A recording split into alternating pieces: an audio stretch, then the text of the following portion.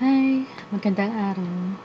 Ngayon, ang ituturo ko naman ay tungkol sa task naman dito sa click search. Kasi may iba na nalilito kung paano, kung saan hanapin yung keys na kailangan para matapos yung task. Ito dito.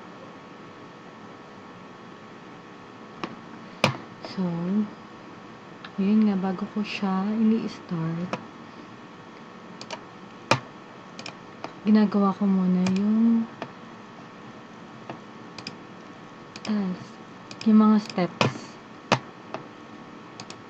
Kailangan pala naka-sign out tayo sa Google account natin bago tayo mag-search ng kailangan. So, slot to cash casino. Slot to cash casino KT.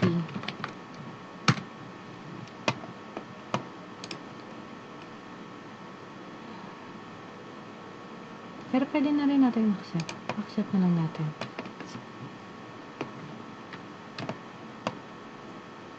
So, yun nga. Yung kailangan natin yung key logo para makuha natin yung verification code. So,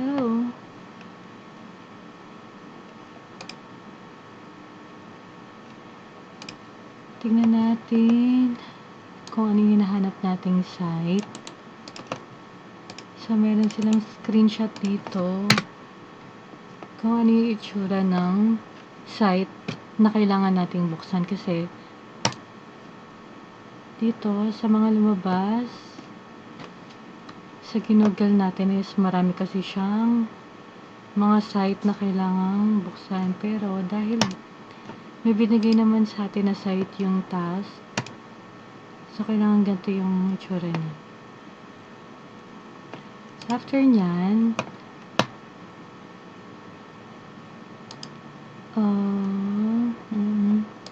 ito,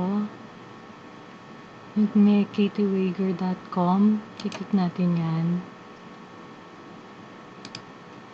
So, sabi naman dito sa task, i-view natin yung 1, 2, 3 pages.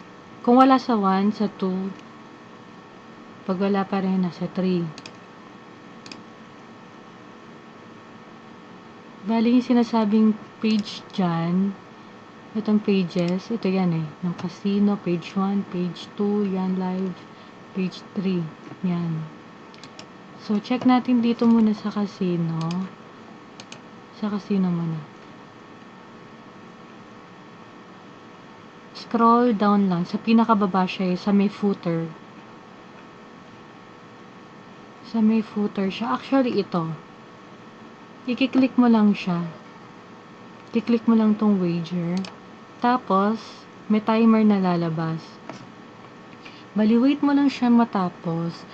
Pag natapos na yung timer na yan, dun lalabas yung verification code yan na kailangan mong ilagay dito sa metas para matapos. So, katulad ng ibang task, dapat hindi ka palipat-lipat ng tab para matapos yung timer. So, easy lang naman siya. Nakakalito lang siya pag una. Kasi hindi mo alam kung saan mo hahanapin yung kinakailangan para lumabas yung verification code. So, kung first time mo na gawin to, pinoorin mo lang to para malaman mo kung paano matatapos yung task na to. So, yun. 13, 12. After nyan, tapos na, makukuha mo na yung 0.9 na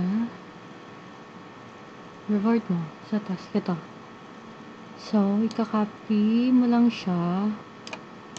Copy mo. Tapos, lalagay mo na siya dito. I-paste mo siya dito. Tapos, finish.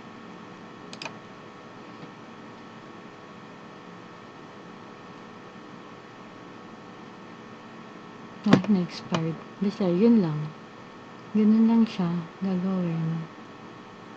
Yan. Sana nakatulong. Salamat sa panonood.